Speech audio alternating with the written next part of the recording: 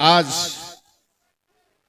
मेरे नामांकन पत्र में भरवाने के लिए आए हमारे बहुत ही अजीज नेता, किसानों के हमदर्द, गरीबी को मसीहा और मैं क्या कहूं, जिसको पूरे हरियाणा से आस है, चौधरी भूपेंद्र सिंह हुड्डा जी, जो आने वाले हमारे मुख्यमंत्री भी होंगे।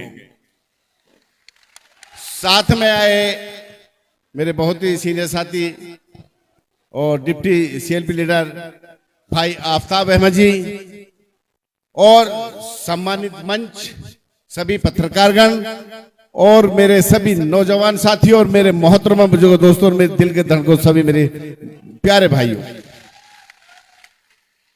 जैसे मेरे से पहले हमारे डिप्टी सीएलपी लीडर ने आपको सब बता दिया है कि इस बार सबसे पहले मैं धन्यवाद करना चाहता हूं पूरे कांग्रेस के श्रेष्ठ नेतृत्व का और खासकर चौधरी भूपेंद्र सिंह हुड्डा जी का, जिन्होंने मुझे दोबारा टिकट देके यहां से अपना विश्वास जिताया है।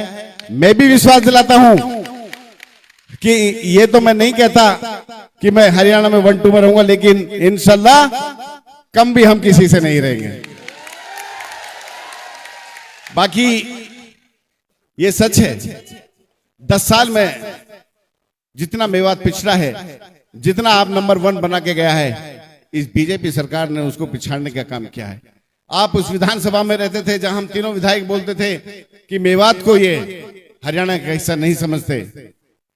ये सच है कि जो 4 लेन आप बना के गए वहीं गाड़ी रुक गई, जो पॉलिटिकल कॉलेज आप बना के गए वहीं गाड़ी रुक गई, जो टीचर्स आप देके गए वहीं गाड़ी आके रुक गई, जो नल्हड़ मेडिकल कॉलेज बना के गए आज उसमें बीपी शुगर की दवाई नहीं है, वहीं आके रुक गया। इसमें कोई शक नहीं है कि हमारा मेवात बहुत पिछड़ चुका है।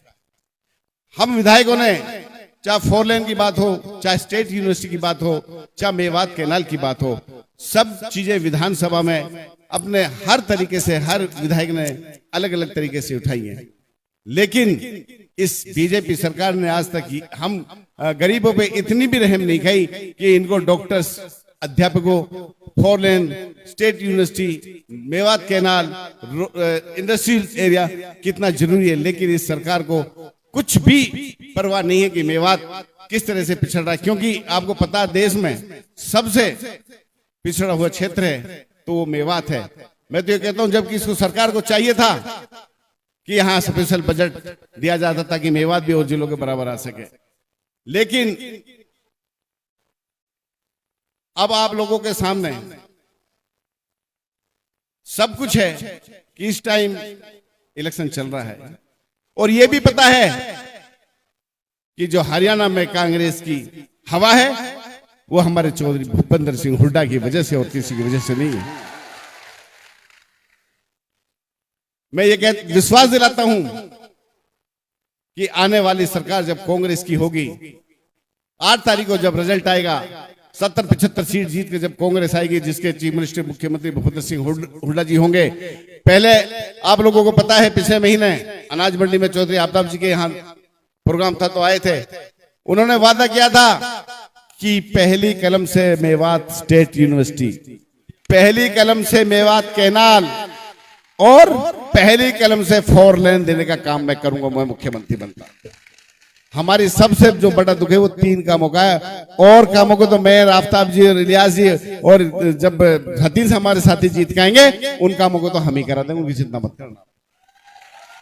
जिस तरह से अब हमें जो सब जरूरत है, जो बच्चों के लिए रोजगार की है, स्कूलों में अध्यापकों की है, अस्पतालों में डॉक्टरों की है, 4 लेन की है, और सबसे ज्यादा जो बेरोजगारी मेवात में फैल रही है उसकी है। हमारी सिर्फ जो कदर करता है वो कांग्रेस पार्टी और कोई नहीं। मैं ये विश्वास दिलाता हूं कि जब कांग्रेस की सरकार हरियाणा बनेगी तो 36 बिरादरी को आगे उठाने का काम आपका भाई विधायक मामन खान करेगा। हमारे इस मेवात में 36 बिरादरी रहती है। मेवात का सब भाईचारा पूरे हिंदुस्तान में नहीं, इसकी मिसाल दी जाती है, ये आप लोग सब जानते हो। और मैं ज्यादा टाइम नहीं लूंगा, साहब को कहीं और भी जाना है, तो इतना ही कहूंगा कि आने वाली 5 तारीख को क्या कर रहे हो आप? ऐसे तो नहीं जैसे उसमें सो गए थे लोकसभा में। हाथ खड़ा करके चौधरी साहब को विश्वास दिलाओ कि कम से कम 90% वोट हम इस बार कांग्रेस को देंगे। और मेवात में 3 सीट हैं और 1/4 हमारी हतीन की है, 5 जो हमारे सोना में भी पूरा हिस्सा है कि हमने वादा किया था कि चौधरी साहब 5 की 5 सीटें जिसको आप टिकट दोगे उनको जिता के आपकी झोली में हम डालेंगे। मैं आप लोगों को विश्वास दिलाता हूं, मैं कांग्रेस के साथ साथ चौधरी भूपेंद्र सिंह हुड्डा जी का सिपाही हूं, दीपेंद्र जी का सिपाही हूं। मैं इनके अलावा और किसी को नहीं जानता। जहां ये बिठा देते हैं वहां बैठ जाते हैं, जहां खड़ा होते हैं करते हैं वहां खड़ा हो जाता हूं। मेरा साफ सीधा सा हिसाब। और आने वाले टाइम में भी इंशाल्लाह मैं अपनी उसी बात पे रहूंगा। जिस तरह से ये मेरे पे विश्वास करते हैं, मैं इनका विश्वास किसी भी कीमत पर टूटने नहीं दूंगा। और आप जानते हो कि विकास में हम तीनों चारों पांचों विधायक किसी से कम नहीं रहेंगे। जो आपका हिस्सा होगा, चाहे हमें कुछ ही करना पड़े, चौधरी साहब बैठे, आपके हिस्से को किसी को खाने नहीं दूंगा। और आज से इलेक्शन शुरू है, नॉमिनेशन भरने कौन कौन चलोगे मेरे साथ? हाथ खड़ा करो। बाजार में भी चलोगे ना, कोई घर नहीं जाएगा। मैं एक बार फिर चौधरी साहब का बहुत बहुत शुक्रगुजार हूं, अपना इतना कीमती वक्त दे करके आप लोगों के बीच में इस गर्मी में आपके लिए आए, उसका मैं हमेशा रनी रहूंगा।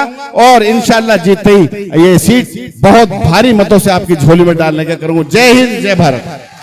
बहुत बहुत शुक्रिया चौधरी मोमिन खान इंजीनियर।